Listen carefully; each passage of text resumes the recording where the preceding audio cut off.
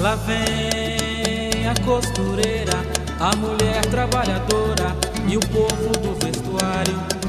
E chegam cedo, não tem hora de parar, porque a vida é muito dura e é baixo o salário.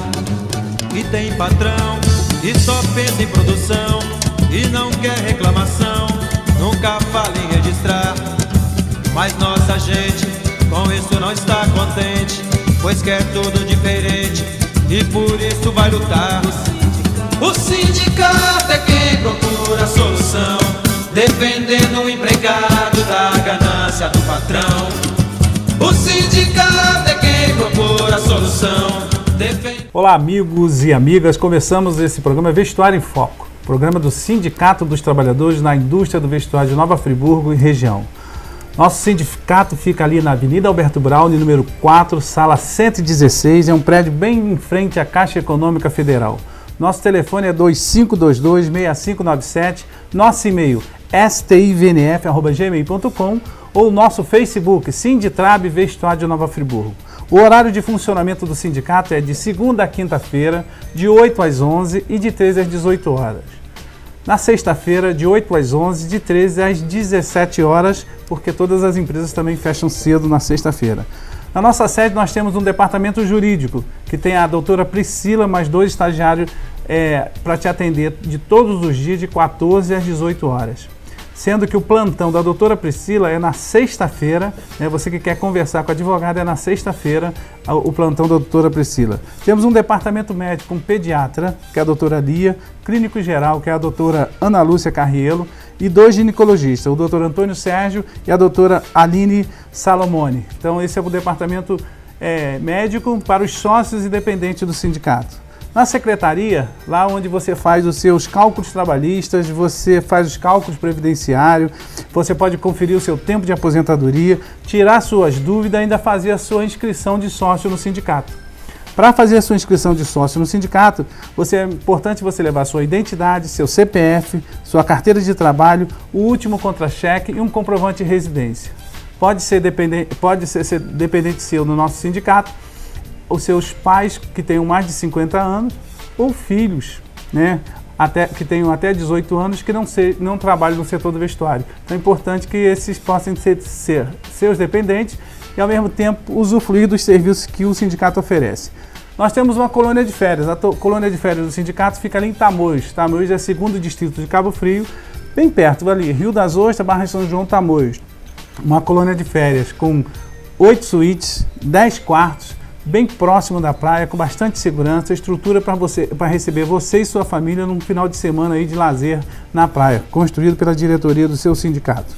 Pode-se utilizar as dependências da colônia, o sócio do sindicato e seus dependentes, aquele trabalhador também que tem aquela contribuição assistencial, que hoje são R$ 9,00 no seu contra-cheque, pode ir para a nossa colônia também, e os sócios do sindicato dos têxteis, metalúrgico, do CEP e dos químicos. Basta você procurar a secretaria dos seus sindicatos, que você pode usufruir lá da nossa colônia. Então é importante que você tenha aí ciência que o sindicato está trabalhando para você. Além da luta do dia a dia, oferece uma gama de serviços para você. Nós temos alguns parceiros que estão com a gente há bastante tempo, que é importante você saber, você que é sócio do sindicato, ou você tem aquela contribuição assistencial, pode usar os serviços dos nossos parceiros. A Dental Prev.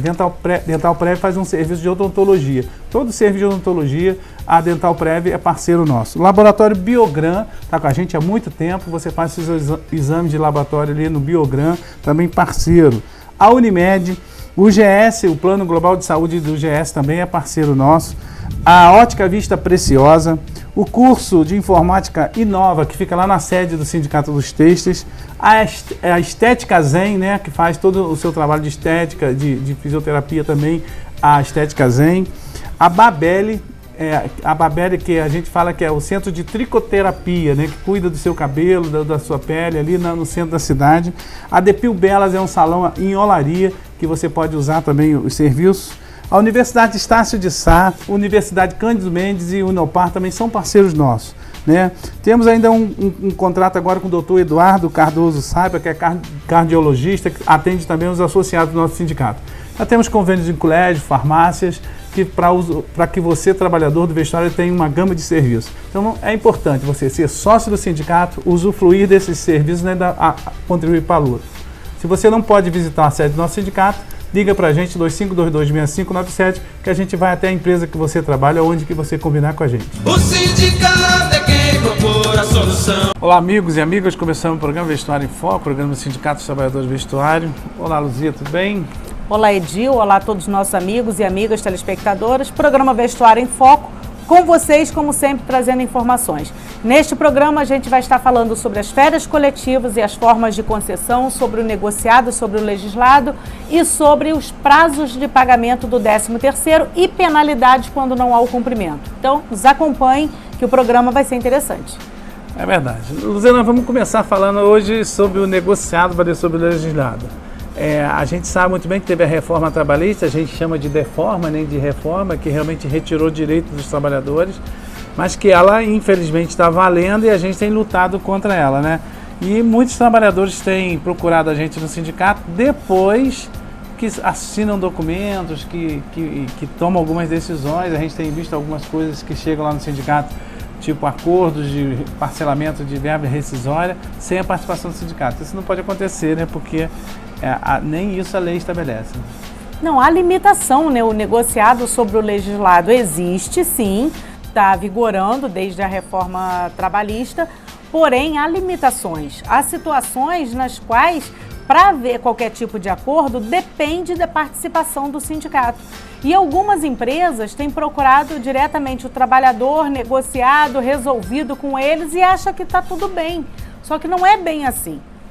Tem que ter a participação do sindicato em diversos momentos, sob pena de anulação de todo o acordo que a empresa tiver feito com o trabalhador. Então, vocês que são empresários, prestem bastante atenção, que daqui a pouco a gente vai colocar um vídeo esmiuçando passo a passo o que pode ser feito e o que não pode, para que vocês entendam o que pode ser realizado, para que amanhã não tenha que sofrer qualquer prejuízo. Quando a gente diz que pode ser negociado, pode, mas com a participação de representantes do trabalhador. Muitos dos trabalhadores, eles não vão saber calcular se o que estão recebendo está certo ou se está errado, né? Se o que ele está assinando vai trazer qualquer prejuízo depois para ele ou não. Por isso a necessidade de alguém participando naquele momento junto com ele. Então, se furtem de fazer isso, vocês empresários, para que vocês não tenham que pagar dobrado aquilo que vocês acordaram diretamente com o seu empregado. É verdade, a gente sempre está lá à disposição de vocês para qualquer dúvida, seja trabalhador, e você, contador, empresário, tiver dúvida nesse setor, pode procurar a gente também. A gente está lá para defender os interesses dos trabalhadores, né, Luzia? Mas a gente pode conversar, principalmente porque muitas vezes, eu estava conversando esse dia com uma pessoa ligada ao Sebrae, e eu estava falando com ela que tem empresas pequenas que estão tomando decisões em relação à reforma, achando que seria maravilha para eles. Podem tudo. E não pode acontecer. Não, eles têm que entender que precisa da participação do sindicato para representar os seus empregados e precisam também ter em mente que não adianta procurar o sindicato com propostas ridículas e esdrúxulas que a gente também não vai aceitar. Qualquer tipo de acordo, ele só vai ser formalizado, só vai ser realizado, desde que não venha trazer nenhum prejuízo para o empregado. Porque haver a negociação é permitido. O negociado sobre o legislado realmente prevalece.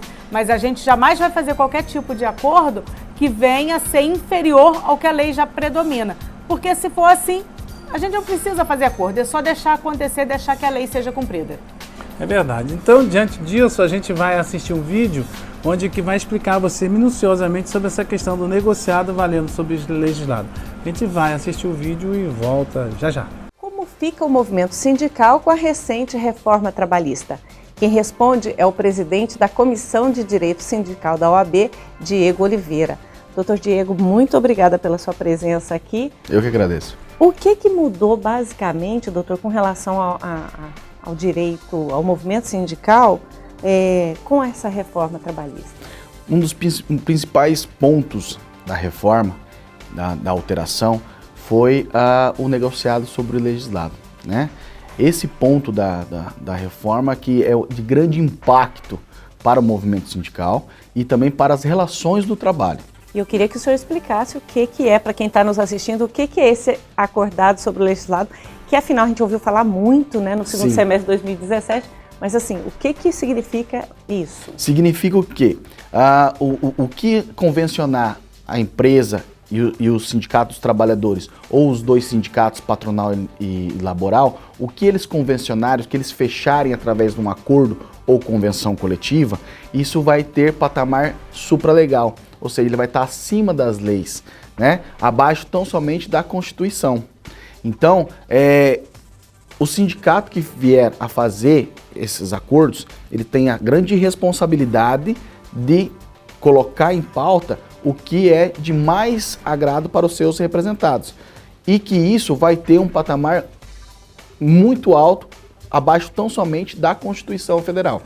Mas muita gente tem dito que, apesar de todas as críticas, toda a polêmica, que o acordado sobre o legislado, na verdade, sempre existiu. Sempre existiu, doutor? Sim, o acordado sobre o legislado sempre existiu. A Justiça do Trabalho sempre deu essa relevância aos acordos e convenções coletivas. Tudo que era para beneficiar o trabalhador, você poderia fazer e era devidamente registrado na Justiça do Trabalho, né, no Ministério do Trabalho, e era homologado na Justiça do Trabalho através das ações, né? Então, as relações de trabalho que eram para beneficiar o trabalhador, então o negociado já prevalecia sobre o legislado. O legislado era o piso, era o direito mínimo. O que estava na lei, não podia era o mínimo, não podia ser menor, né? Então era o mínimo. E aí o negociado acima daquilo ali sempre prevaleceu. Hoje, atualmente, o que a reforma trouxe? Ela trouxe que toda e qualquer negociação vai prevalecer sobre a lei. Se não tiver negociação, prevalece a lei. Se tiver negociação, prevalece o que estiver na negociação. Seja ela para beneficiar os direitos do trabalhador, seja ela para prejudicar os direitos do trabalhador. Seja ela para beneficiar as empresas, seja ela para não beneficiar as empresas. E isso, doutor, foi alvo de, como a gente já falou aqui, muita polêmica, se falou muito sobre isso nesse segundo semestre de 2017. E o senhor, como presidente da Comissão de Direito Sindical, a OAB tem uma posição sobre essa questão? Tem sim, a OAB vê com grande preocupação isso, inclusive isso é pauta de discussões na OAB Federal. Vê com grande cautela com relação a isso, por quê? Porque nem sempre está balanceado as discussões, a forma, o capital contra o laboral, né? A força de trabalho contra a força do dinheiro. Nem sempre isso está balanceado, mesmo estando representados por sindicatos. Então a OAB entende que a legislação ela tem que continuar sendo um piso, né? E que o que for negociado, como era antigamente, o que for negociado acima daquilo ali prevaleceria. Doutor, outra grande crítica que se fez, e aqui nesse estúdio a gente recebeu muitos convidados, professores, pesquisadores, magistrados, advogados, que falavam, criticavam a reforma trabalhista por conta dela não ter sido antecedida por uma reforma sindical. Qual que é a sua avaliação sobre isso? Eu tenho um pensamento individual e também é compartilhado dentro da nossa comissão na OAB e dentro da comissão nacional da OAB também, de que realmente deveria ter tido uma reforma sindical antes de ter feito tamanha alteração na legislação trabalhista. Porque você precisa dar condições tanto aos sindicatos laborais, aos sindicatos patronais, para que eles possam ter esse dinamismo das suas responsabilidades. Não que hoje eles não tenham, mas é que você deu do dia para a noite, você deu uma responsabilidade muito grande para ambos os sindicatos, tanto laboral quanto patronal. Então, realmente, deveria ter prescindido uma reforma sindical, onde você faria toda a regulamentação sindical, né, de uma forma mais coerente, mais correta, para que todos saibam da sua representatividade, para depois você fazer uma alteração de tamanha importância. Doutor, e outra crítica era com relação à unicidade sindical, né? Que uma categoria, ela só pode ter um sindicato para categoria num determinado território.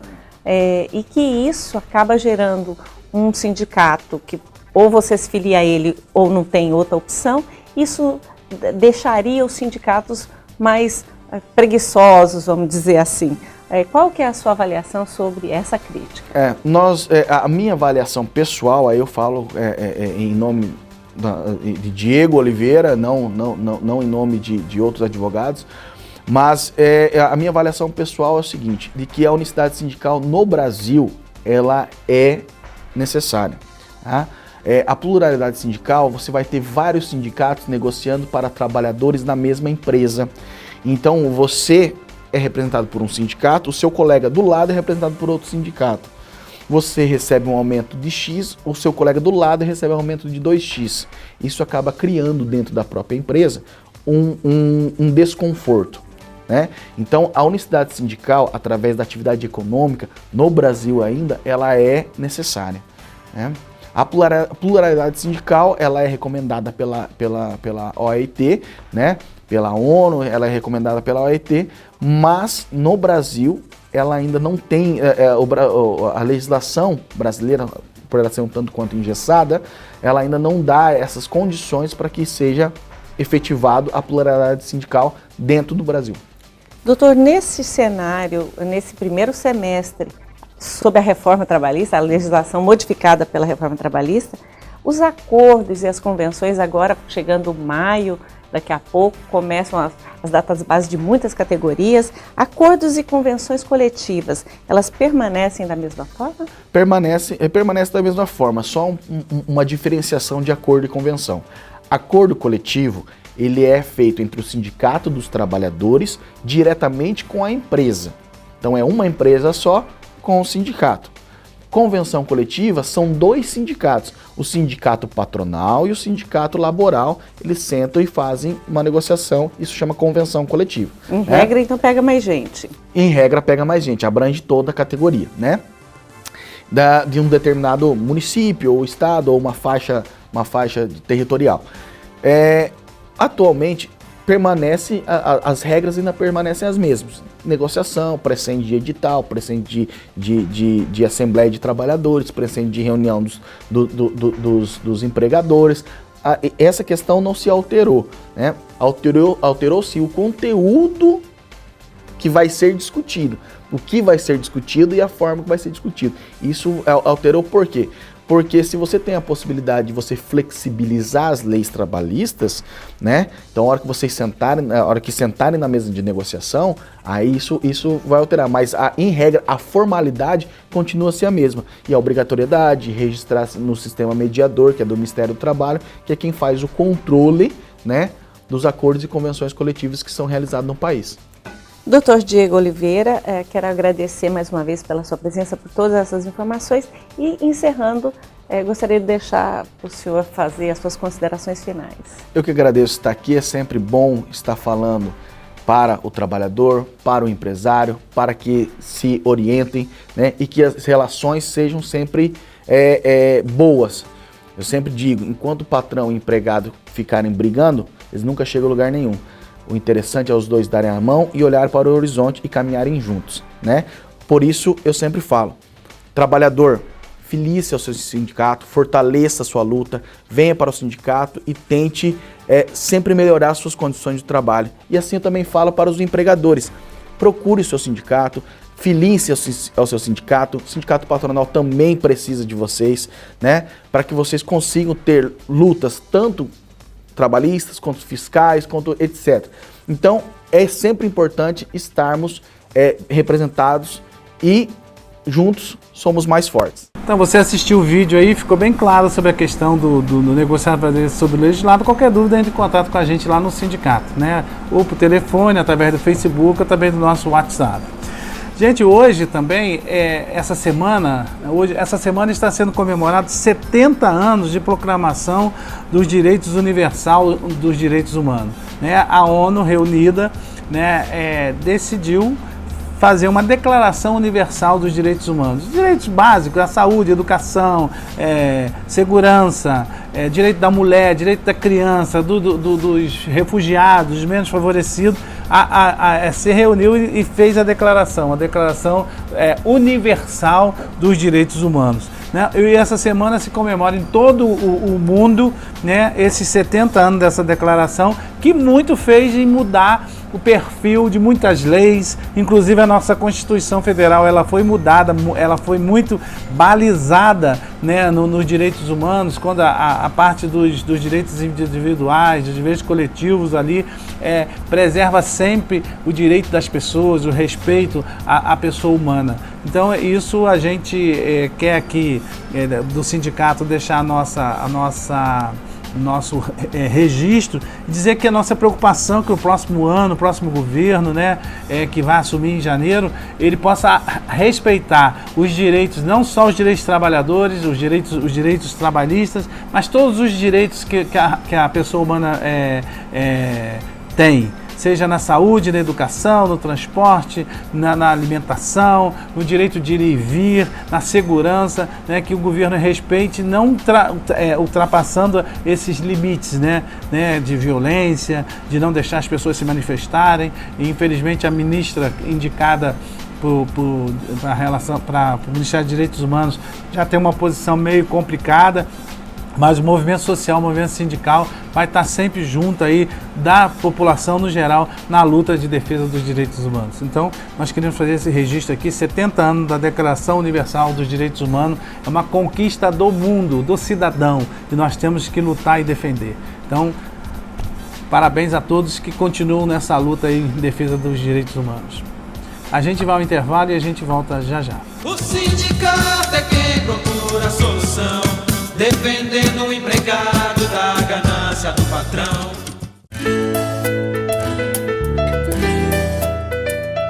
Sendo sócio do sindicato, você poderá desfrutar dos benefícios que ele oferece. Departamento Jurídico, Departamento Médico, curso de Informática, colônia de férias em Tamoios, 2º Distrito de Cabo Frio, atendimento na Secretaria para esclarecimentos e diversos convênios. Para ser sócio, basta comparecer na sede do sindicato, que fica na Avenida Alberto Braune 4, Sala 113, tendo a carteira de trabalho, identidade, CPF e o último contra-cheque em mãos. Seja sócio e fortaleça o seu sindicato.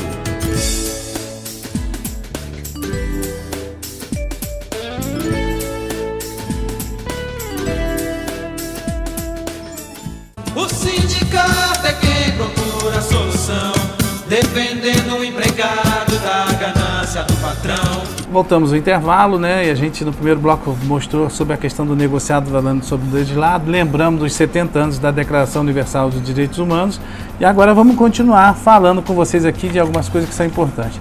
Luzia, esse período de final de ano é um período que as empresas elas fazem as férias coletivas, então é importante prestar atenção em alguns detalhes, né? É importante as empresas prestarem bastante atenção e cumprir rigorosamente o que a lei determina para não ter reclamações, não ter dor de cabeça depois.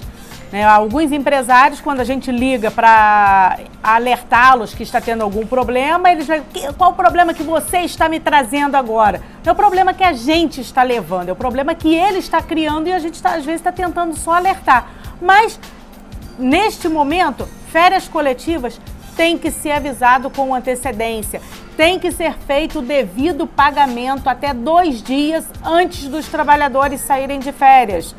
E as férias, elas têm que ser comunicadas pelo menos com 30 dias de antecedência para que os trabalhadores possam se organizar.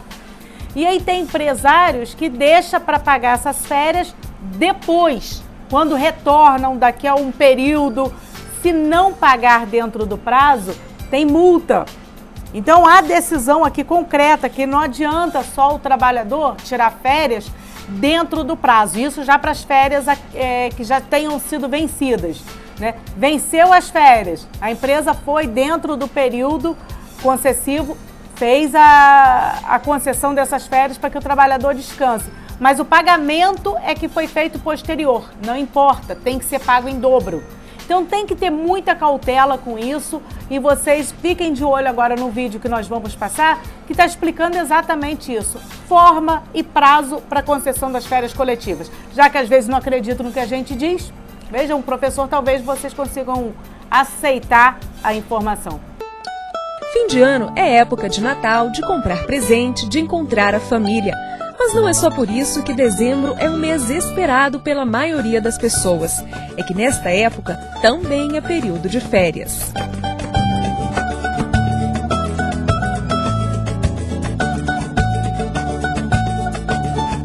A garotada já está no clima e as empresas também. Menos gente na cidade é sinônimo de menos carros nas ruas e, consequentemente, quase nenhum engarrafamento. A supervisora de recursos humanos, Eliane Araújo, já está há tempos programando a viagem para João Pessoa. Ela conta que não vê a hora de viajar.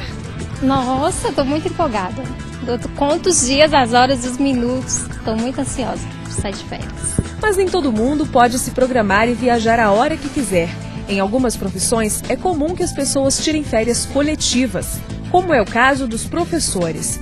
Nessas situações, a época de férias é fixada pelo empregador da forma que melhor atenda aos seus interesses, não podendo ultrapassar o limite dos 11 meses subsequentes à aquisição do direito de férias do empregado. Mas para isso, o empregador deve seguir alguns procedimentos simples, como comunicar à DRT, Delegacia Regional do Trabalho, as datas de início e fim das férias, com antecedência mínima de 15 dias, indicando quais os setores ou estabelecimentos serão atingidos, enviar ao sindicato da categoria cópia da comunicação feita à DRT no mesmo prazo e afixar nos locais de trabalho um aviso aos empregados comunicando a decisão. Para aqueles empregados menores de 18 anos ou maiores de 50 anos, eles só podem tirar um período de férias. Então, ainda que a empresa resolva dividir as férias da maioria dos empregados, aqueles menores de 18 ou maiores de 50 anos vão ter que tirar um período de férias integral de 30 dias.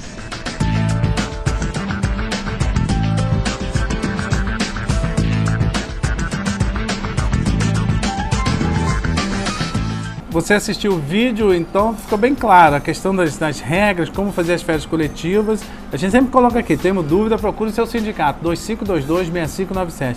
Não assine nada sem antes saber o que está escrito no papel e procure o sindicato. Por isso que a gente está lá, né, na Alberto Brown 4, sala 116, para atender você, trabalhador. Agora nós vamos falar de outro assunto, que é importante, a questão do 13º salário. O 13º salário, pela lei, não mudou, fica bem claro, porque tem muita gente que fala aí, a reforma mudou algumas questões, mas tem coisas que permanecem. Por exemplo, o 13º salário, apesar do desejo do vice-presidente eleito aí de acabar com o 13º, mas ele existe, a lei está na Constituição. Então ele deveria, a primeira parcela deveria ser paga até o dia 30 de novembro e a segunda parcela tem que ser paga até o dia 20 de dezembro. Então é importante que o trabalhador fique ligado, né, Luzia, nos seus direitos e a questão do 13º, né? É a questão dos prazos para pagamento, né? É importante isso. Quando a empresa não cumpre o prazo para pagamento, quer seja das férias, quer seja do 13º, quer seja do salário, tem multa a ser pago para o trabalhador. Pela nossa convenção coletiva e pelo enunciado, né, do TST, tem multa de 10% até 20 dias de atraso, de 1 a 20 dias de atraso, são 10% de multa. Após o 20º dia de atraso, mais 5% de multa por dia. Então é importante que vocês, empresários, prestem atenção e se organizem para poder cumprir com a obrigação de vocês e fazer o pagamento dentro dos devidos prazos. Quando vocês não fazem isso, vocês têm penalidade. E não adianta dizer que é o Sindicato dos Trabalhadores que está enchendo a paciência de vocês, que está levando problema para vocês. O problema são vocês que criam. A gente só informa o trabalhador quais são os seus direitos para que eles cobrem. Porque na medida que eles têm os deveres, tem também seus direitos. Todos nós temos deveres e direitos e cada um tem que cumprir a sua parte. Vocês, empresários, em relação ao prazo de pagamento. Férias até 2 dias antes do trabalhador gozar suas férias. 13º, primeira parcela até o dia 30 de novembro, segunda até o dia 20 de dezembro. E pagamento de salário até o 5º dia útil de cada mês. Vocês têm que cumprir a obrigação de vocês. Então é ficar ligado, você trabalhador, e a gente tem esses dois assuntos, tanto o 13º quanto o atraso de pagamento. A gente vai assistir um vídeo, mas é importante que você, trabalhador, coloque a data no contra-cheque que você está recebendo. Isso acontece muitas vezes, o trabalhador chega no sindicato e fala: o 13º foi pago em atraso, o salário está saindo no dia 10, no dia 15, mas a gente pede o contra-cheque está lá com a data que às vezes a empresa coloca, e se a empresa colocar, você pode riscar e colocar a data com a sua própria mão, e se a empresa não colocar, você colocar a data que você está recebendo. Aí caracteriza o atraso e caracteriza, né, o direito de receber a multa. A gente vai assistir 2 videozinhos rápidos agora, que é um vídeo sobre o 13º e um vídeo falando sobre o atraso no pagamento, né? Um que ele fala do 13º de forma geral, e o outro explicando do como o atraso do pagamento lhe dá dinheiro. Então a gente vai assistir o vídeo e volta já já. Fim de ano chegando, 13º salário na conta, e nossa equipe foi às ruas para saber o que as pessoas pretendem fazer com esse dinheiro extra. Com certeza, colocar as contas em dia para começar o ano de 2019 com tudo certinho. Eu acho que essa é a melhor pedida e eu acho que o brasileiro fará isso. Pagar as contas e começar 2019 com o nome limpo. 13º salário todo comprometido para pagar a conta. Mas como utilizar melhor esse dinheiro? Com a palavra, o doutor em economia e diretor da Universidade Presbiteriana Mackenzie Alphaville, Anaor Carneiro. Existem 2 situações importantes a destacar. Primeiro, aquele público que tem dívidas e o público que não está endividado. Para o primeiro público, o importante é verificar junto aos credores a melhor forma de antecipar os pagamentos dessas dívidas, inclusive conseguindo alguma deságio, algum desconto para o pagamento antecipado. Para o público que não tem dívidas, a melhor estratégia é investir, é aplicar esse dinheiro. Existem muitas formas de fazer com que o seu dinheiro trabalhe por você. O 13º é uma renda extra. Por ser uma renda extra, é natural que esse recurso seja destinado para investimentos, para que você possa, de alguma forma, compor o seu fundo, o seu planejamento financeiro para os seus próximos anos, em termos de fazer uma aplicação financeira num PGBL, num VGBL, fazer uma aplicação até mesmo na renda fixa. Se você tiver uma opção de um valor mais agregado, até mesmo buscar a aquisição de um imóvel. Ou seja, o interessante é que você aplique esse recurso num investimento que vai gerar para você renda. Todos nós sabemos que com o ano novo também chegam as contas, como IPTU, IPVA. Mais o material escolar dos filhos. Que isso aí já começa agora em dezembro, né? Já preparando o material para o próximo ano. O mês de janeiro realmente é um mês atípico, onde você tem eventos que você acabou de citar, que acabam de alguma forma comprometendo o orçamento mensal dessas pessoas. De alguma forma, o 13º para essas pessoas pode servir como um colchão de liquidez, em que ele possa, naquele momento, se apropriar desses recursos para fazer a quitação dessas necessidades eventuais. Resistir aos impulsos do consumismo nessa fase do ano não é fácil. O destino do meu 13º salário ele será redirecionado para um celular com alta performance, né, que no caso seria um celular gamer. Sendo assim, nós perguntamos ao professor o que deve ser feito. A gente recomenda o uso da racionalidade, que você realmente possa fazer uma reserva com esse recurso, para que no futuro esse recurso venha a oferir para você rendas, uma renda extra adicional, que você possa de alguma forma usar lá na frente para complementar uma eventual necessidade de um investimento, da sua própria aposentadoria. A dúvida enviada ao nosso Facebook com a hashtag Quero Post é do Clércio. E a pergunta é: no meu serviço todos receberam o pagamento em dia e o meu ainda não foi creditado em conta. Existe alguma lei para que eles possam pagar com correção ou juros? E a partir de quantos dias? Vamos conferir. João Paulo trabalhava como técnico de enfermagem em um hospital de Brasília. Atuava na área assistencial da unidade de terapia intensiva, a UTI. Durante os 5 primeiros meses, os pagamentos foram efetuados em dia, mas logo depois a empresa começou a atrasar 10 e às vezes até 15 dias o salário. Alguns colegas perderam o emprego por ter procurado o sindicato, por ter ido reivindicar os seus direitos. Com os atrasos no salário, ficou difícil pagar as contas em dia, o que resultou no recebimento de diversas correspondências do SPC e Serasa. A gente pagava os juros da conta em atraso, mas não recebia esses juros do salário pago com atraso. E os atrasos foram aumentando, até que ele ficou 3 meses seguidos sem receber o pagamento. Além disso, as férias estavam vencidas. Você trabalhar o mês inteiro e receber o seu dinheiro, eu acho que é uma dignidade do trabalhador. E você trabalhar e chegar ao final do mês e você não receber com 15 a 20 dias de atraso. De acordo com o artigo 459 da CLT, o pagamento do salário não deve ser estipulado por período superior a 1 mês, salvo em relação a comissões e gratificações. O parágrafo 1º especifica ainda que o pagamento deverá ser efetuado, o mais tardar, até o 5º dia útil do mês subsequente ao vencido. O pagamento de salário é uma das obrigações principais da relação jurídica de emprego, né? Assim como o empregado, a obrigação primeira dele é executar o trabalho que ele foi contratado, que submeteu, enfim, a obrigação do empregador é remunerar pelo trabalho prestado. Essa remuneração normalmente é estipulada no prazo máximo de 1 mês, quer dizer, ela não pode ser superior o pagamento a 30 dias ou 1 mês. Pode ser naturalmente ajustada por períodos menores, 10, 15, por exemplo, quinzenalmente, semanalmente. O precedente normativo número 72 do TST estabelece multa de 10% sobre o salário quando o atraso no pagamento for de até 20 dias. E de 5% por dia no período subsequente. Os atrasos reiterados no pagamento do salário podem gerar até mesmo indenização por dano moral.